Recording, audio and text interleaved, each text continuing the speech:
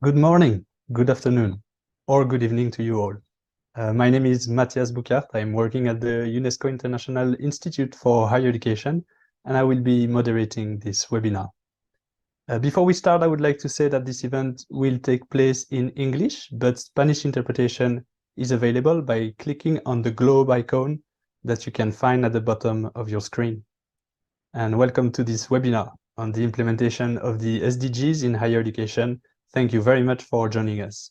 This event is jointly organized by UNESCO International Institute for Higher Education and UN Academic Impact in the framework of the United Nations SDGs Summit 2023, taking place these days in the UN headquarters in New York City. So let me briefly present you the agenda of this webinar. We'll start with some opening remarks from both organizations, which will lead to the presentation of a report prepared by UNESCO with guidelines for the implementation of sustainability in higher education institutions. After that, UN Academic Impact will speak about their initiative and will welcome 4 representatives of universities who are undertaking outstanding initiatives in sustainable development to share their good practices with us directly. This will be followed by the launch of Set4HEI, a sustainability evaluation tool for higher education institutions developed by UNESCO. And we will finish this webinar with a Q&A session. We will try to address as many questions as we can. So you are welcome to send your questions in either English or Spanish by clicking on the Q&A icon at the bottom of your screen. And please specify the person you are addressing it to, if it's directed to a particular panelist. So without further ado, let's start with the opening remarks. For that, please join me in welcoming Dr. Francesc Pedro, Director of the UNESCO International Institute for Higher Education. Francesc, you have the floor. Thank you very much. I hope that you can simply nod for me. Okay, good, excellent.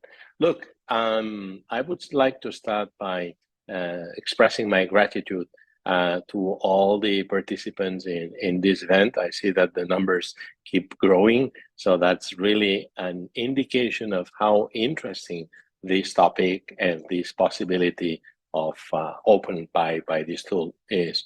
Now, let me just start by saying that, first of all, I think that as the director of the International Institute for Higher Education at UNESCO, I think that I have to say that we are very proud of having joined UN Academic Impact for what promises to be really a landmark in the itinerary towards a measured substantive contribution of higher education institutions to the SDGs.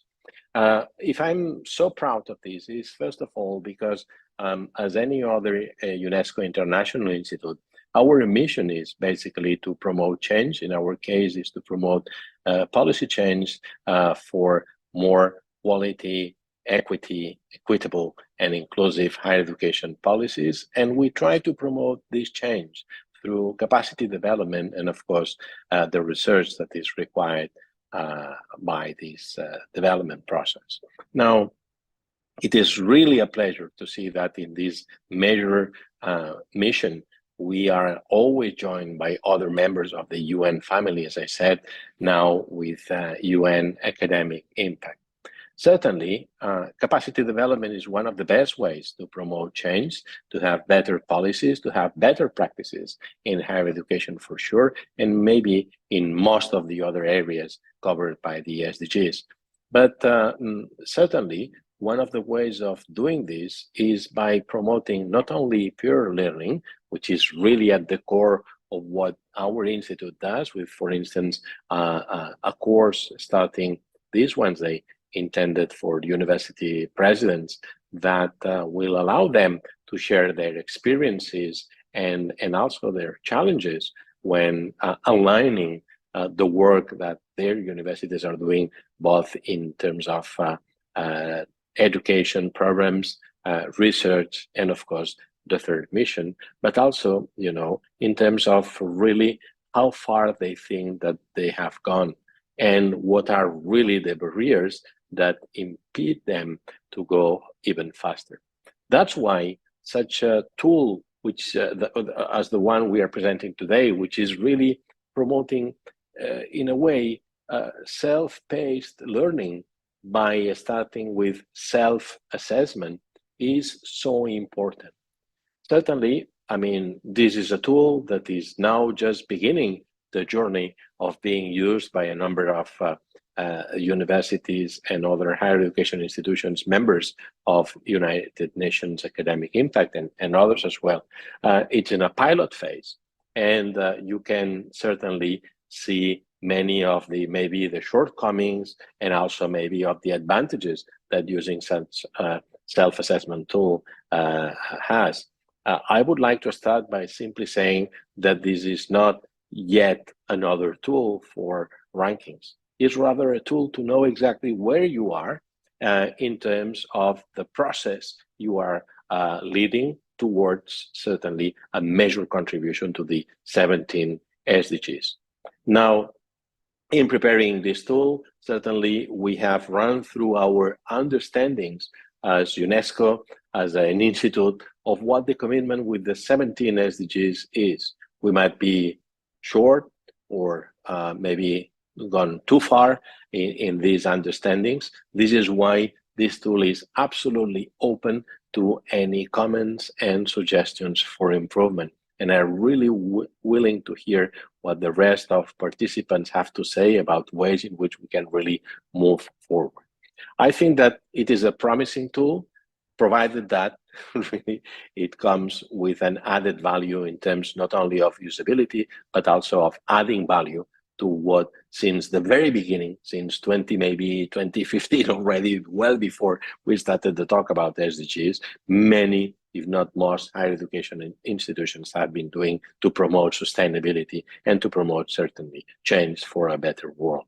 Now, thanks once again to all our panelists today, to all the participants, and inevitably, I said at the beginning that I'm very proud of being here today. Also, thanks to our team who has put all the effort required and will put even more in the future to make this tool really a useful and successful avenue for better policies in higher education. Thank you very much. Back to you, Matthias. Thank you very much, Francesc. From the UN Academic Impact side, let me now turn to Maher Nasser, Director of the Outreach Division in the United Nations Department of Global Communications, who will also welcome us to this event. Maher, many thanks for joining us today. The floor is yours.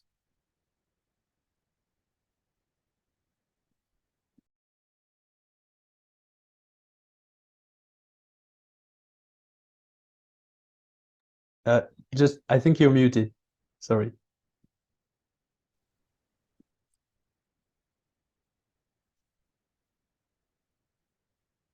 Okay, no, can you hear me now? Yes. Okay, good, thanks. Thank you for the introduction, and thank you to our colleagues in UNESCO for this collaboration. And thanks to my team, Omar and Jayashi, and everybody who's been working on UN Academic Impact to get us to where we are today. It's interesting, the timing is actually of this seminar is perfect. The SDG Summit just kicked off this morning. I was listening to the President of the General Assembly, Secretary General, but then also the two co-facilitators of the document that was adopted today for the SDG Summit, which were Ireland and Qatar. And that is now information that is out there.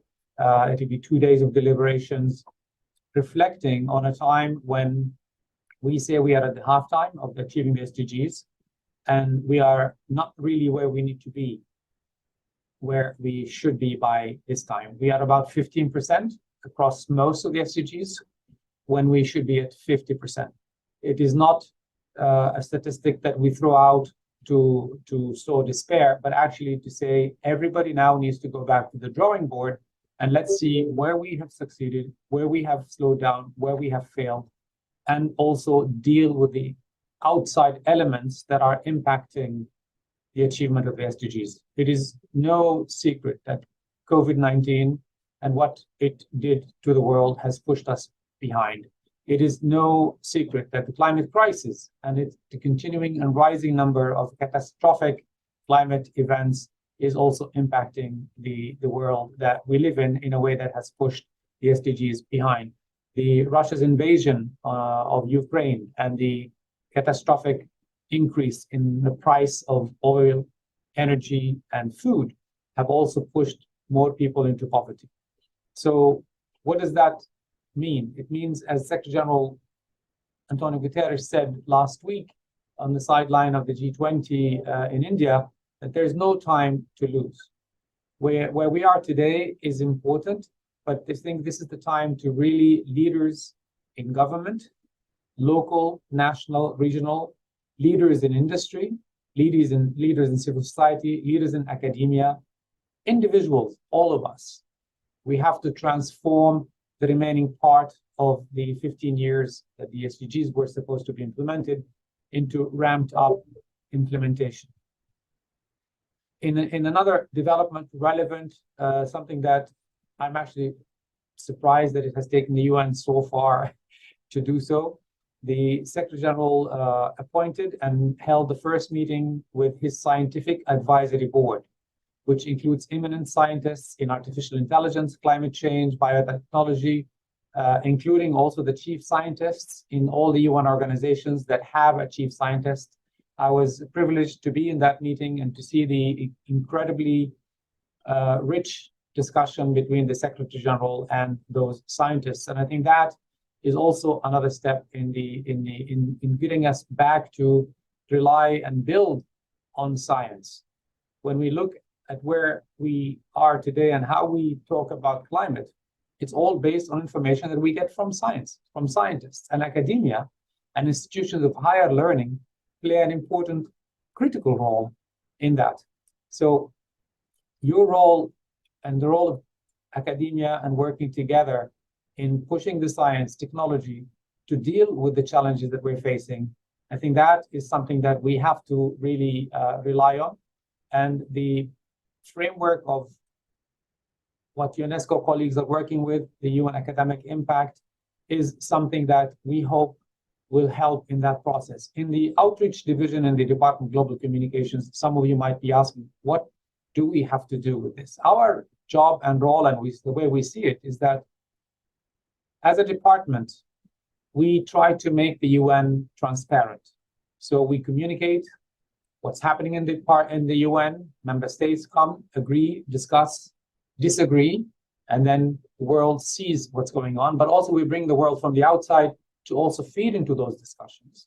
And we also think that in the past, maybe 50 years ago, the role of our department was mainly to interact and communicate with journalists. We do that still, but we also go directly to the people around the world through social media.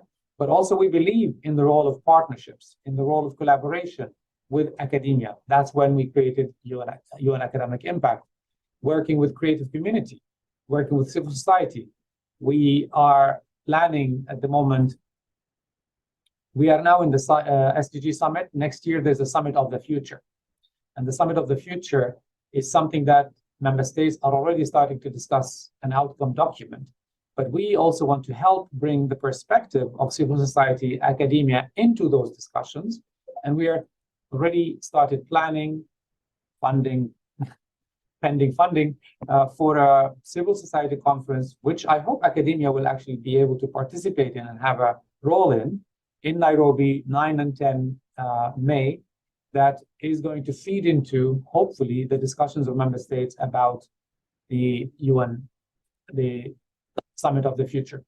You see behind me 3 footballs, because also we think football, sport, can play a role in communicating the urgency and advocacy for the SDGs so that more and more people are engaged and push this forward.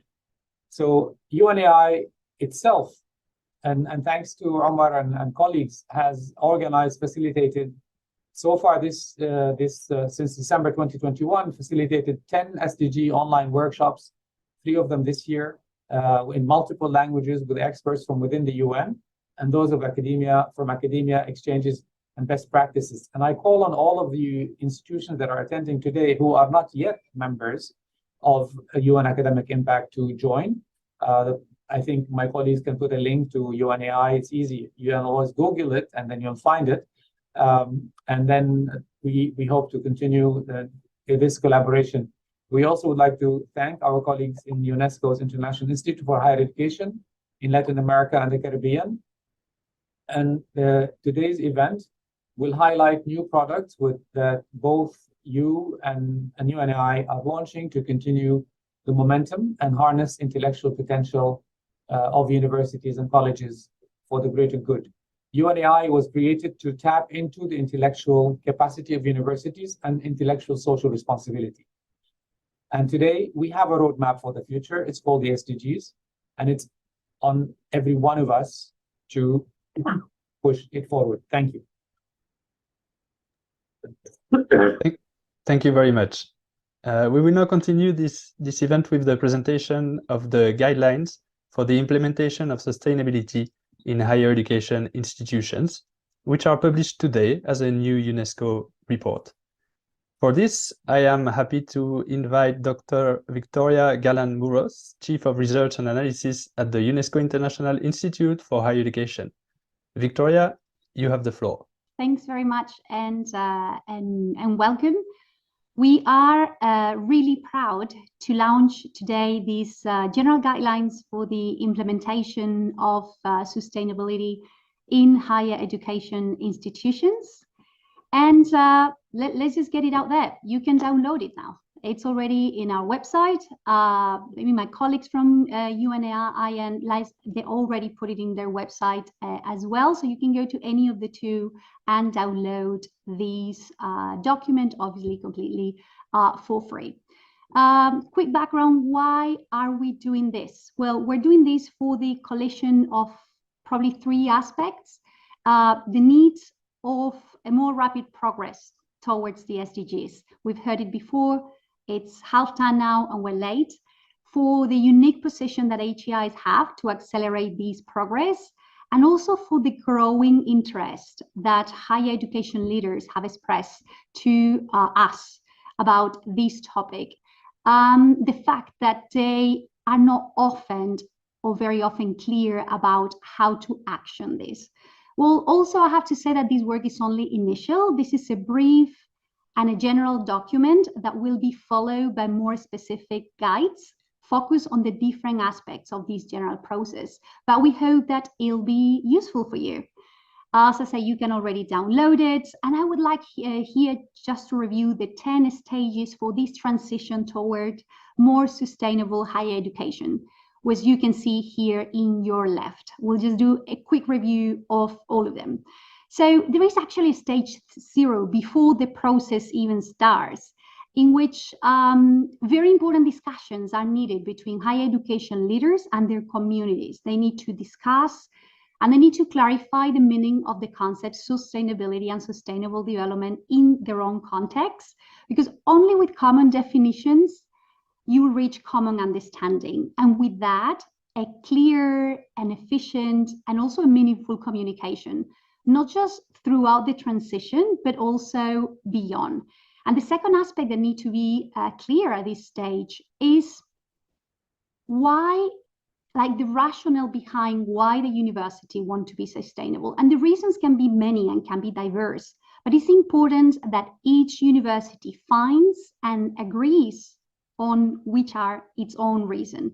We're doing this because we want to have more relevant teaching or research. Is it something that is expected from us, or any external pressure is part of our university social responsibility? Well, that's stage 0. And then after that, in this first stage, in which the HEI leadership informs the community in a clear, honest, and inclusive way about the need to change, the reason why the change is needed, with potential challenges and benefits, and how this will specifically affect each of them. The higher education institution community wants to hear the reasons of this transition from exactly those that are going to implement it. If we go to stage 2, this is the leadership commitment. And here's when higher education leaders should show to everyone in the higher education community their willingness, their intention, their responsibility, and their dedication to transform into a more sustainable HEI in the near future. And this is usually done in many different ways simultaneously. For example, including sustainability in the mission, in the vision of the university, in the strategy, strategic plan, in the values, in the institutional speeches of the HEI, or maybe appointing someone at the highest level of the institution. And the commitment of the leadership should lead to the stakeholder engagement. And this is the stage 3. Because the emergence of bottom-up initiative is particularly critical. This is not about a top-down approach. A stakeholder inclusion, but also participation, engagement, and ultimately ownership are actually key to the successful sustainability and the SDG implementation within the university. And I guess you know you've been successful when at least you have people are open for dialogue, and ideally you get a strong personal commitment of the key stakeholders, both inside and outside the university, in which they support this sustainability transition. Who's on board at the end? Stage 4, this is the moment to start the real action. This is when the strategy is co-designed and is co-drafted by the university leaders and their communities. Here, the inclusion, again, it's critical. We need everyone to do this task. This means that we're establishing a public document, institution-wide, that describes what is needed for that particular HEI, could be different from others, to transition towards sustainability and sustainable development in a successful way. These, again, will look different for different universities, but all strategies need to have a set of goals, responsible people, timelines, etc. And if you are about to create an overall university strategy, maybe you're at the beginning of a term, it's actually a great idea, even better, to insert sustainability already in the general strategy of the university for a better alignment. Stage number 5, we're almost halfway. So you have the strategy, and now what? Well, you cannot assume that even if the higher education community is aware of the changes, and even if they are engaged in the transition, they are going to know exactly what to expect, and they want to know exactly what to do during and after the university sustainability transition. So you actually need to provide them with clear and comprehensive knowledge on, for example, the SDGs themselves, in case they're not familiar, and the importance for universities, how to implement the sustainability transition, how other HEIs are doing it, and maybe provide some good practices as well. And this can be done in many different ways. We're talking about formal trainings. It can be user focus groups, forums, mentoring, coaching, depending really on your needs. And with that, we go to stage 6. This is the fact that once we have our strategy, then we actually need to know what do we currently have. So stage 6 is one created because let's admit it, we don't always know what's going on in our organizations fully. And a systematic and a detailed mapping is what we are suggesting here to be able to identify how the HEI might be already contributing to the SDGs. And you will collect very different initiatives here in teaching, in research, in engagement, in governance. And these mappings will be a very useful and timely, hopefully, snapshot, like evidence to analyze where you are and what are your strengths and what are your areas for improvement. And again, here, a bottom-up, inclusive and participatory approach it's actually what we are suggesting. We want students, academic, administrative staff, bring in their inputs. And wouldn't it be great to have a tool that facilitates all this job?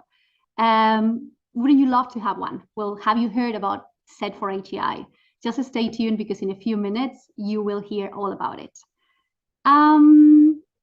That's stage C. Let's go to a stage 7. After the mapping, you're very likely to have a very long list of current initiatives and a similarly long list of initiatives that you're not doing, but maybe they could be interesting to do in the future. So I guess here's when, based on your strategy on these trends and the gaps and the opportunities and the resources and the flexibility, you prioritize your future activities. Have you focused now, for example, on SDGs and education and not do enough on research? Don't you have maybe enough funding to do to build expensive, sustainable infrastructure that you actually want to change policies that help to save energy?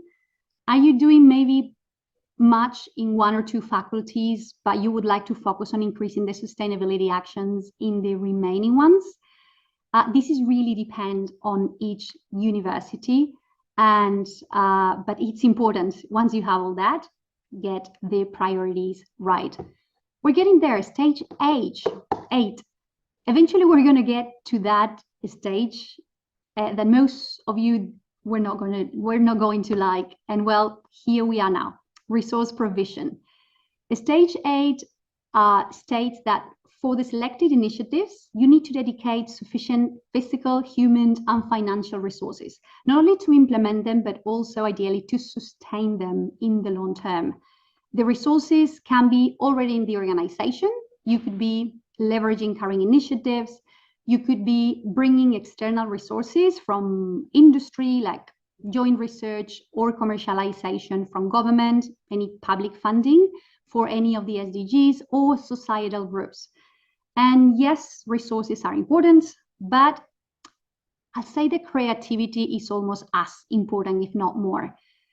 The recommendation will be to start with those low resource, high impact initiatives. And I guess you will start already with the right foot. Stage 9 is when we really roll our sleeves to design, to define, and to execute a series of projects, that usually many, that should be concrete, that should be actionable, and that should be coordinated like among each other, but also with the other project in the HEI, not just the sustainability ones. Ideally, there's also a manager that oversees these projects, and they will have different scopes, timelines, KPIs, teams. This could be a new course on gender that is compulsory for everyone. It could be a monitoring system for energy consumption on campus. This could be a scholarship program for indigenous communities, or maybe advice to policymakers on public health issues. You might want to do pilots for some of these projects, but you will definitely want to evaluate them at different stages, and so you can make adjustments if needed. And once we've done that, at the very last stage, we still need to make sure that when those projects finish, they either have continuation projects or their results are used within the HEI in the long term, just to keep the benefits. This is particularly important in sustainability because sustainability, sustainable development are both by nature kind of long term. So the sustainability mindset in the curriculum, large infrastructure changes, this all takes time. And with short-term projects, maybe you're not going to see the results unless you manage to keep them in the long run. And here again, a permanent dedicated person or an office is critical. And so is as well that the next leadership of the higher education institution assume this agenda as something that is an intrinsic part of the culture of the organization. Is way beyond politics. So how do you sustain sustainability and sustainable development in the long term? With that, we've reviewed all these stages. I welcome you again to download the document, and of course, let us know whether this has been a useful resource for you. Thank you very much. Many thanks, Victoria. Let's now turn to Mr. Omar Hernandez, Program Manager and Public Information Officer at the United Nations Academic Impact, who will speak about this initiative. Omar, thank you very much for being with us, and the floor is yours. Thank you very much indeed, and I'm very glad to be here with my colleagues from UNESCO IESALC, and to see so many people from around the world joining for this event, which, as Maher already mentioned, is very timely considering the SDGs Summit happening at headquarters. Next slide, please. The United Nations Academic Impact is an initiative that was created by former Secretary General Ban Ki-moon, and the idea was at that time, and this predates the SDGs, of course, to create an initiative that could engage universities and colleges around the world with the United Nations, not only the Secretariat here in New York, but also the entire United Nations system around the world. And as of now, we have over 1,600 member institutions in more than 150 countries. And of course, through that institutional affiliation, we are connected with several thousand students at the undergraduate and graduate levels, but also, of course, administrators, faculty, researchers, and more. And we also have a system that was created in 2018, currently under review, of hubs, including those to advocate for each one of the SDGs. Next slide, please. In that sense, every single member institutions of UNAI, and this is important to be highlighted, when they join our network, they commit themselves to use higher education not only as an end in itself, but to use it as a tool to promote education, to promote global citizenship, to promote capacity building. Next slide.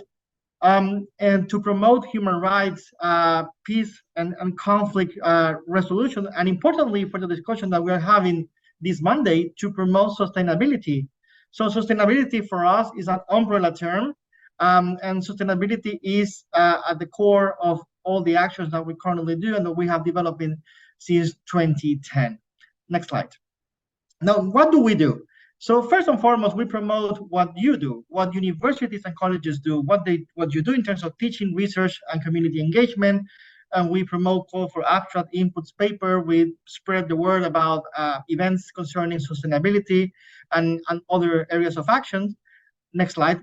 We also promote, organize, host, and co-host hybrid virtual and in-person events in multiple languages.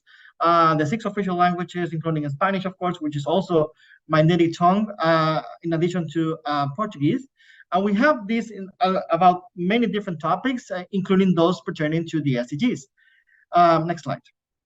And finally, in UNAI, we keep you aware of what's going on. For instance, we are disseminating massively information, ideas, campaigns about the SDGs, and information that is particularly relevant about the SDG Summit and the upcoming general debate of the high-level week, which just started this Monday.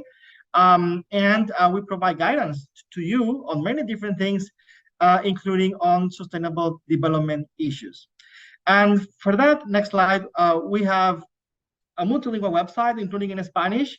We have a newsletter that I invite you to subscribe to. We have a mailing list with all the focal points for our members, and we have our social media platforms that I invite you to follow. Next slide. Now, concerning the SDGs in particular, and I already mentioned, it is one of the core focuses of our work. As Maher already mentioned, we have developed since December 2021 10 SDGs workshops in English, French, Spanish, and Chinese. 2 of them in cooperation with external stakeholders within the UN system, the International Criminal Court, and the United Nations High Commissioner for Refugees, highlighting different aspects about the implementation of the SDGs and actions by SDGs. And in every single one of these workshops, we have invited experts from our universities around the world. And we have had over 4,000 people joining for that. The information about these workshops and the video recordings of each one of them are available on the website of ours. Next slide. We started a brand new program in January this year, which are the SDGs training sessions. And for that, we have developed a methodology to present an introduction about sustainable development and to cover the very basics about the SDGs and actions concerning the SDGs implementation on campus and beyond.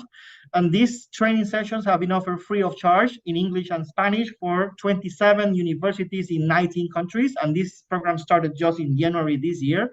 And there are many dozen universities that have signed up for the remainder of the year. And we are expecting that this program will continue next year. And this is a program open exclusively for member institutions of UNAI.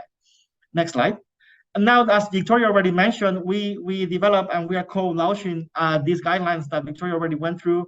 And so this is a perfect example of how the coherence of the UN system works in practice concerning the Sustainable Development Goals, and how the work, we merge the efforts combined on the SDGs that were developed by UNAI and by UNESCO Institute for Higher Education in Latin America and the Caribbean. As she already mentioned, the guidelines are available to be downloaded either from the website of ours under SDGs in Academia on the top navigation bar of our website, or from the website of UNESCO IESALC.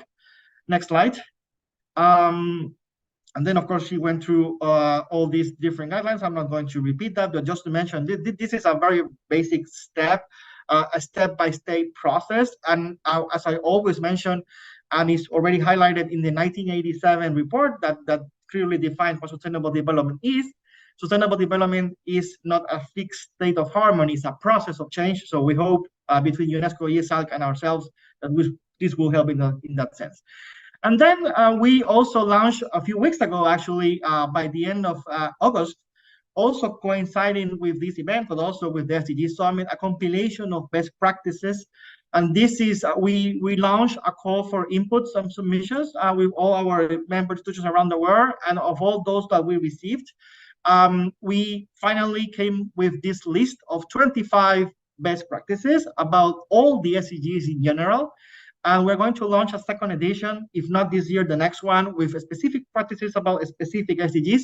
But these ones that are contained in this booklet, which is available as of now only in English, and are about the entire 2030 Agenda for Sustainable Development, and are coming from 25 different universities in 16 countries around the world in all 6 continents. Next slide. So the idea of this is to lead by example. So instead of us telling you what to do, you tell yourself what to do. Universities speak to other universities. Academia speaks to academia. And the idea basically is to present things that are already in motion, are already in place around the world. And perhaps universities and colleges can learn from each other and exchange ideas. So the compilation is, the information is presented very briefly, of course, due to space constraints, but there's an email or a website or a link to a website in every single one of these best practices. And I'm happy to see that we have 4 of those universities that appear there that are going to briefly present shortly those best practices. Next slide.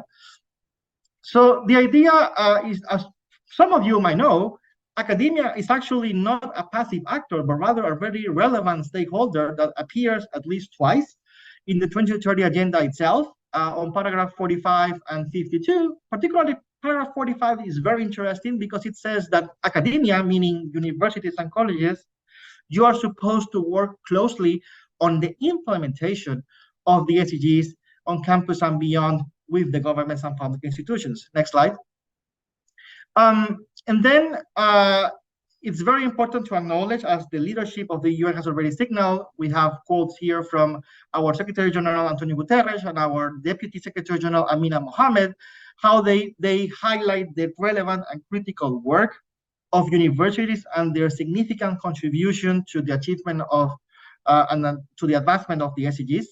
Next slide.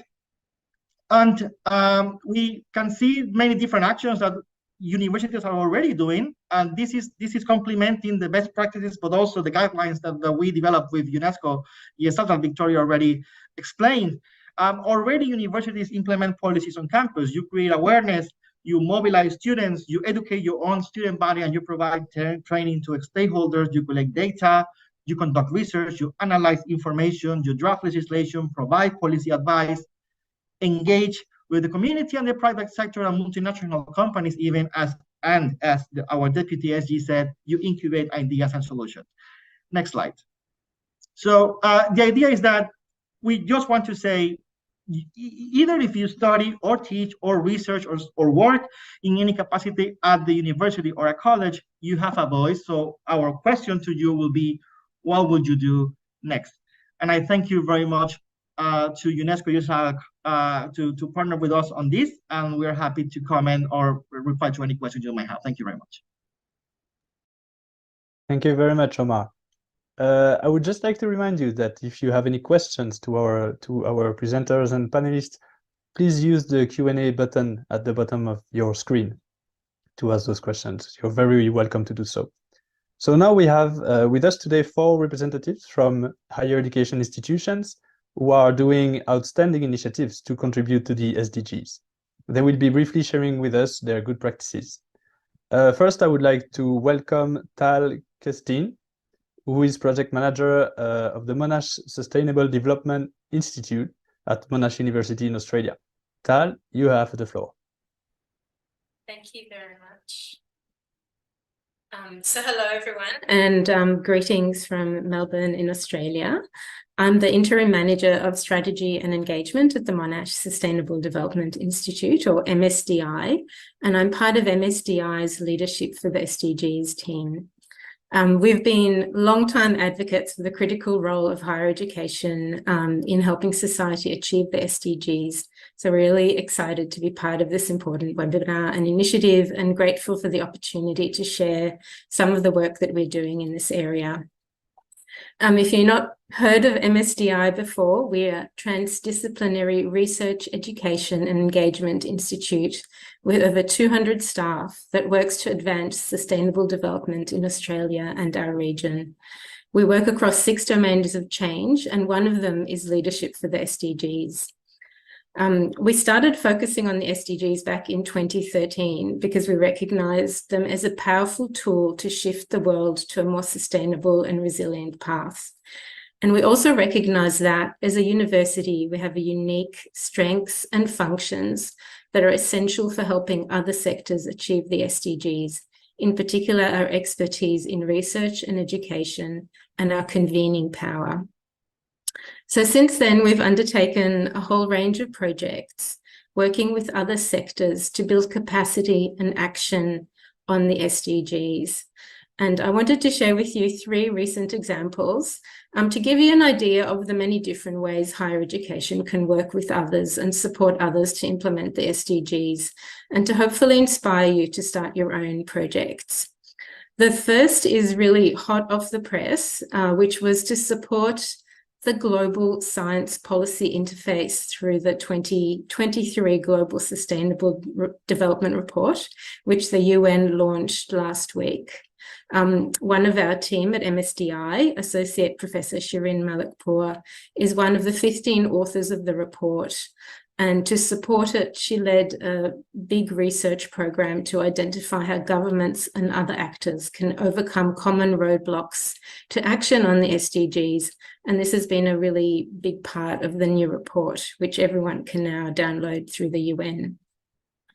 And the second example, we mentored a student-led pilot project to develop a youth SDG index for Australia, New Zealand and the Pacific. It's the first in the world, as far as we know, to use the SDGs to measure how young people are progressing on sustainable development. And it's proving to be a really useful advocacy, policy and education tool. And the final example I wanted to share is a MOOC, or a massive online education course around changing behaviour for sustainable development. So the UN Secretary General recognised that behavioural science is a critical tool for the UN to progress on its mandate for the SDGs. And this online course, prepared by our behaviour change experts and available freely through the SDG Academy, provides general introduction to how to do this. So this is just a small sample of the work on the SDGs that we do, and I invite you to go to our website to find out more, and I'll post the link into the chat in just a moment. Thank you very much. Thank you, Tal. Now let me turn to Weiwei Wang, research planning analyst at the University of Auckland in New Zealand. Please, the floor is yours. Thank you. Can you see my screen? Yes. Yeah, thanks. Thank you very much for inviting. My name is Weiwei from the University of Auckland. It's a great honor to be recognized as one of the good practice cases. UN SDGs are global in nature, but different localities may face specific challenges about SDGs. Mapping SDG keywords in local contexts can help us understand what is relevant to SDGs in our local context. University of Auckland developed a mapping approach. It extracts SDG keywords from publications with a strong focus on the University of Auckland publications. Therefore, the extracted keywords can give us a more localized context about SDGs because they were partly extracted from local publications. You'll find more information from our SDG website, and we have a preprint explaining our methodology of extracting local SDG keywords. We have applied our mapping in both research and courses. We have communications with our researchers where applicable. They can incorporate relevant SDG keywords into their publication's title or abstract. This will demonstrate their contribution to SDGs, increase visibility of their work, and connect them with public audience. We also applied our keywords to course mapping and established a SDG course website. This will align our academic offerings with our commitments on sustainability. Our SDG annual report includes the important events in the past year and statistics on SDG publications and courses. They were derived from SDG mapping. To some degree, we see SDG keywords as a navigational tool. They help researchers and teachers align their work with SDGs and contribute to our mission on sustainability and bring positive changes. Thank you for your attention, and I'll share the links in chat box later. Thank you. Thank you, Weiwei. Thank you. Our next panelist is Filipa Pires de Almeida, who is Deputy Director of the Center for Responsible Business and Leadership at the Portuguese Catholic University. Welcome, Filipa. You have the floor. Thank you. Thank you so much. So, I'm so sorry for this. Okay. Are you seeing my slides now in presentation mode? Yes, perfect. Yes. Okay. So, thank you so much. We as Universidade Católica Portuguesa, pronounced in Portuguese, we feel very honored by this distinction because for us, and particularly this project is developed on the business school, we feel it's very, very important to engage private sector and companies in particular on this SDG agenda, because companies represent, as you know, 75% of the world GDP, and universities and even the public sector cannot advance this agenda alone. So we developed this project, the Observatory of the SDGs in Portuguese companies, that is totally replicable to other geographies. So if any other university is interested, we can share the projects. And the project has three main objectives. The first is to promote knowledge, so we can have a clear understanding of the involvement of Portuguese companies, multinationals, and SMEs with the SDGs. And then, of course, disseminate good practices so companies can know other practices from other companies and can improve the implementation of the SDGs. And the third objective is, of course, to accelerate the SDG agenda from Portugal to the world.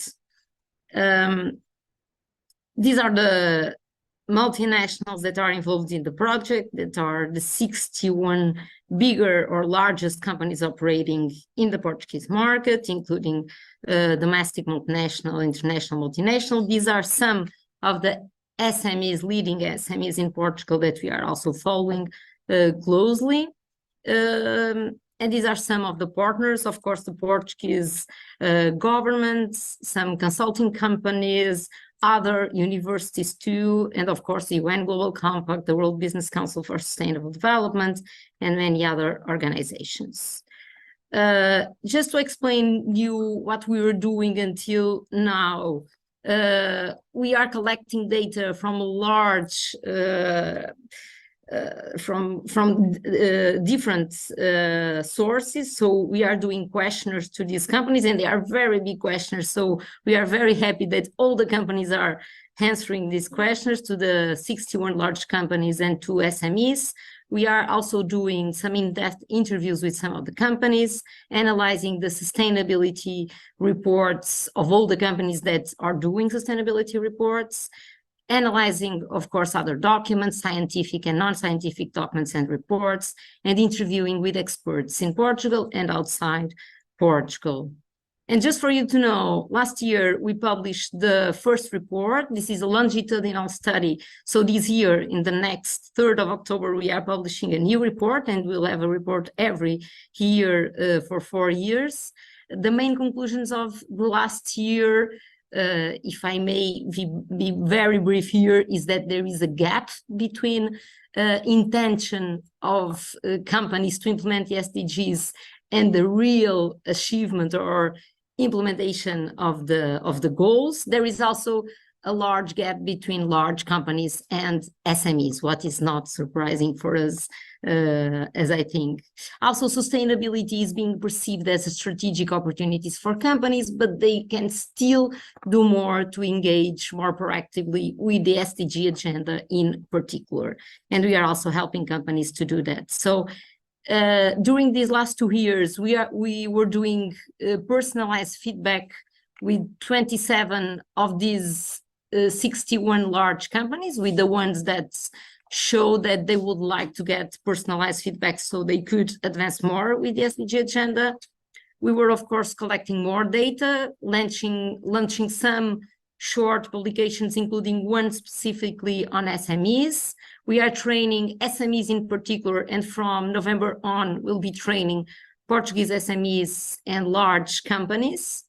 And we're also organizing events with the companies. We have a monthly newsletter to inform companies about the SDGs and how they can improve the implementation of this agenda, and many other things that I cannot tell you in 5 minutes, but you can explore the website of the project. These are just the highlight for the next event that we'll have in the 3rd of October, where we'll launch the new report that will be available in Portuguese and also in English as the one of the last year. This is the short publication on SMEs that is in Portuguese, sorry, but we translate everything to English too. And just a brief highlight on the last event we organized in June for companies to come to the university and learn with university professors, but also with some of our partners, how to implement the SDGs in their strategy in a very practical way. So I think it's this, and thank you. Thank you very much.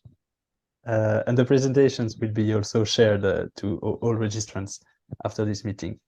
So now let me give the floor to the last panelist, who is Jolene Shoemaker, who is the Director of Global Engagements from University of California, Davis in the United States. Jolene, the floor is yours. Thank you very much. I'm happy to be here representing University of California, Davis. We're committed to solving today's most pressing challenges locally and globally, and we actively engage in contributing towards the UN Sustainable Development Goals. In late 2021, we completed the first voluntary university review, our VUR, for our campus. And this was organized as an internal campus partnership, a unique partnership between our office, the Global Affairs Office, the Office of Sustainability, and Diversity, Equity, and Inclusion. Since time is short, I won't necessarily highlight any specific findings, but I will put in the chat the link to the report if you're interested in seeing what it showed. We looked at research, teaching, service, and operations. A couple of key benefits that we found from completing a voluntary university review that might be interesting to this audience. Such a process creates a more holistic picture of the SDGs across your campus in the areas in which your campus works. A VUR also can facilitate transparency and information sharing, so everyone has the same baseline knowledge across campus about the efforts that are going on, and strengthening the efforts across the entire sector as well through that work. And then supports collaboration both internally and externally. So both with internal partners and finding connections between work across the campus that might be disconnected, but on the same issues and contributing to the same SDGs, but also really helping with our external partners with various other universities and other sectors around the world. So as a result of this project, we also are now engaged with the city of Sacramento, which is near where we're located and also the capital of the state of California, in a voluntary local review for that city. So I'm always happy to discuss more. Feel free to reach out and I'll pop the link into the chat. Thank you very much, Jolene. We're running a bit late with this webinar, but I encourage you, if you can, and I encourage you strongly to bear with us, because for the last point of the agenda today, let me give the floor to Victoria Ganan-Muros again and Jaime Roser, who will introduce us to the brand new self-assessment tool for HEI called Set4HEI. So Victoria and Jaime, without further ado, the floor is yours. Thank you, Matthias. Can you see full screen? Yes, there you go. Well, thanks very much for remaining in here with us, because we have a very interesting last point. We're launching Set4HEI today. This is based on the growing interest of the higher education leaders on sustainability. This is based on the fact that implementing the transition can get a bit tricky, but it's very urgent to progress towards the SDGs, and universities have so much potential that we thought this could really help. Set4HEI is definitely unique, and it's unique in so many ways. It's a tool that is open, which means you don't need to be part of anything. You don't need to be in a university, in a different type of university, in some region of the world. You don't. It's open for every higher education institutions out there. It is free. It is free to use, and we've done that to help, and for that to help everyone need to be free. It is simple as we can do it, but we'll be also looking forward to hear from you. How can we make it even simpler? It is, we believe, very transparent. You could see the methodology, you could see everything behind that, because this is for you. It is a self-evaluation tool. That is why it's non-competitive. You only compare yourself today with yourself in a year, in 2 years. That's why it's also longitudinal, from the sense that you can log in different times, you can put your results today, you can put them in a year, and you can see them. It is multidimensional in 2 ways. We consider the 17 SDGs, so this means social, economic, and also environmental ones and aspects. And it's also global, because different universities, different practices from universities all over the world have been considered in order to build it. Now I give the word to Jaime in order to guide us through the tool. Thank you, Victoria. So I invite you all to actually go to the website. The website is live. You have the assessments. You can use the assessments as of now. And I'm just going to give you a brief idea of what you will find there to see if you're interested in it, and also how you can contribute to the initiative, particularly for the next 2 or 3 months. So we have indicators that are multidimensional, as Victor said. That means that they go through all 17 SDGs, and each one has 4 dimensions. One is teaching and learning, one is research, one is engagement with everything outside of the institution itself, and one is for management, administration, and all the other operations that do not make part of the 3 traditional missions of universities. Next, yes. So all the assessments have the same type of questions. Most of them are going to be very straightforward, single choice questions, and some of them are percentages. In every SDG, you still have the same 4 categories. So once you've done one SDG, you will see that the structure is quite similar. So if I can continue, Matthias, yes. This is just a screenshot of the website. And there in the self-assessment section, you can go straight now and see all 17 SDG-based assessments and an extra assessment that you can find at the bottom for universities that are just willing to start. You have a few, let's say, introductory good practices. In the certification part, you will find, starting January 2024, a new process that will be based on an external validation of these assessments. I'll speak about that in a second. And then you will also see, you can go back for a second, Matthias. On top right, you'll have the Have Your Say section, and that's where we want to receive your feedback. We want to receive your feedback on, is there any indicator that is not clear? Is there a good practice that your university is already doing, or that you've heard about that you don't see reflected in the indicators? We're really interested about that.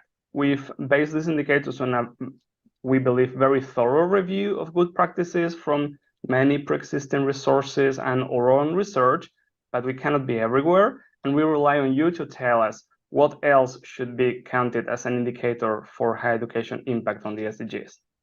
So you will find that form on the website. And as I said, you'll find there the user guideline. This is the typical technical guideline. You'll have all the information there. This will be published later today in order to run you through the assessment itself. So if we can continue. For the last year, what we've done is this build of assessments set for higher education institutions. This is the beta version, and we call it like this because we want to improve it with your feedback. And this feedback can come in 2 ways. What I already explained, the open feedback that any of you can provide in the website through the form. And we are going to also do a series of feedback exercises with other UNAI agencies for specific topics. And we are going to have, and you may also want to join us in this, a series of group dynamics with experts, users and experts. So if you are interested in that, you believe you have some expertise on a specific SDG, reach out to us. You'll find the contact form in the website. And then, yes, on January 2024, we will launch both the final version of all 17 assessments and the digital badge that will recognize, or the digital certification that will recognize your score in the assessment. And more information about that, of course, will come there. But stay tuned. And if you already know that you're interested in this possibility, write to us and we'll keep you even further on the loop. So just to conclude, besides the assessment and the groups that we'll be building there, I want to give you an idea of the timeline. So we are going to be building these groups now in September. We're going to be running these groups in October and November. So if you're interested or you know who could provide this feedback, don't hesitate to reach out to us. And the same goes for the online feedback in the online forum. That being said, the best thing right now is to check the website and let us know what you think. Thank you, Matthias. Thank you very much, Jaime and Victoria. Well, I think we're reaching the natural end of this webinar. I fear that we won't be able to take questions. I've seen from the Q&A button on the screen that actually a number of questions were answered in the chat, so I'm happy to see that. We wish we could answer all the questions, but we'll make sure that we send them to all the speakers and they might be able to reply to you via email. Both the presentations and the recordings of this webinar will be made available. We will send them via email to all registrants, and they will also be available on the UNESCO and the UNAI website. Thank you very much for attending and participating in this webinar. We wish you a very good day, evening, or night, depending on where you are located on our globe. And goodbye, and thank you again.